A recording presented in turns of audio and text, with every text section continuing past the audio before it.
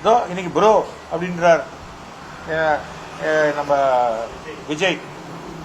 அவரால் ஒரு இஃப்தார் நோன்பை கூட ஒரு ப்ராப்பராக ஆர்கனைஸாக பண்ண முடியும்.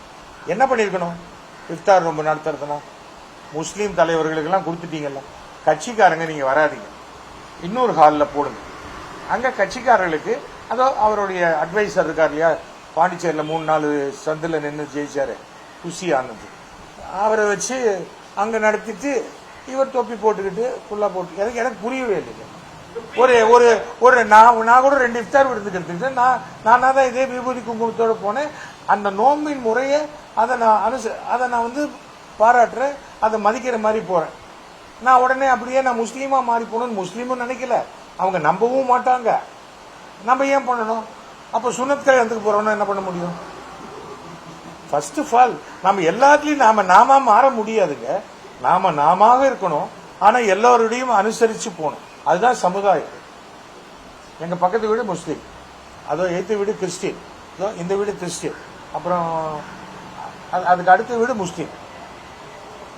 பிரியாணி எங்கேருந்து வரும்? நான் பிரியாணி சாப்பிட்றேன் இல்லையோ, எங்க வீட்டில் பிரியாணி சாப்பிட்ற இருக்காங்க, ஒர்க் பண்றாங்க, அவங்களுக்கு கொடுக்குறேன். ஐயோ பிரியாணிலாம் இங்க கொண்டாதீங்க சொல்ல மாட்டேன்.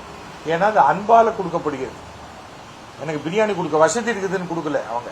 ஏன்னா அவங்க வீடு என்ன விலையோ அதே விலை தான் இந்த வீடு 16 கோடி ரூபாய். அதனால அவங்க வசதிக்காக கொடுக்கல, ஒரு நட்புக்காக கொடுக்கும்போது அதை மதிக்க தெரியும்.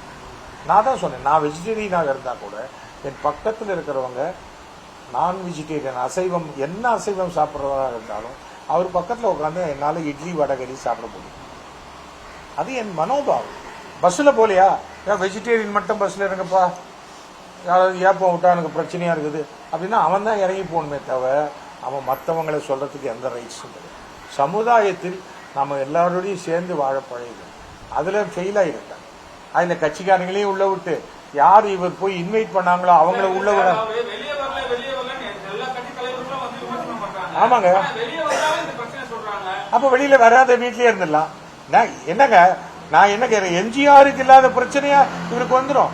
எம்ஜிஆர் வந்து ராத்திரி 8 மணிக்கு ஒரு மீட்டிங்க்கு வராருன்னு ஒரு ஊர்ல சொல்லுவாங்க. விடிய காலத்துல 3 மணிக்கு போவார். ஆனால் அந்த 8 மணிக்கு வரேன்னு சொன்ன போது இருந்த கூட்டம் ஒருத்தர் கூட கலையாம 3 மணி வரைக்கும் இருக்கும். அது வேற. அன்றைக்கு இருந்த நடிகர்களுடைய புகழ் வேற. இன்னைக்கு நாமளே பூஸ்ட் பண்ணிக்கிறோம். எந்த நடிகர் இது வரைக்கும் நான் கேட்கிறேன், என்னை விட புதுசா சேர்ந்த நடிகராகட்டும் யாராவது ஒருத்தர் தன் செல்போன் நம்பரை கொடுப்பாரா? நான் கொடுக்குறேன் இல்ல என் செல்போன் நம்பரை. முந்தா நேற்று கூட ஒரு மீட்டிங் 2500 பேர் இருந்தாங்க. 9841023545 இதுதான் என் நம்பர். எதுக்காக நம்பர் கொடுக்குறோம்? உடனே அந்த நம்பரை வாங்கி எனக்கு போன் பண்ணி என்ன பண்ண போறாங்க? கிடையாது. ஆனா திடீர்னு ஒருத்தர் ஆஸ்பத்திரியில் சேர்க்கணும், அவங்களுக்கு ஏதோ பிரச்சனை இருக்கு, சார் நீங்க தான் நீங்க நம்பர் கொடுத்தீங்களா சொன்னா நான் என்ன பண்ண போறேன்? நம்ம மினிஸ்டர் மாசூக்கு போன் பண்ணி சார் இது மாதிரி ஒருத்தர் வந்திருக்காரு கொஞ்சம் ஹெல்ப் பண்ணுங்க, அவ்வளவுதான் பண்ண போறோம்.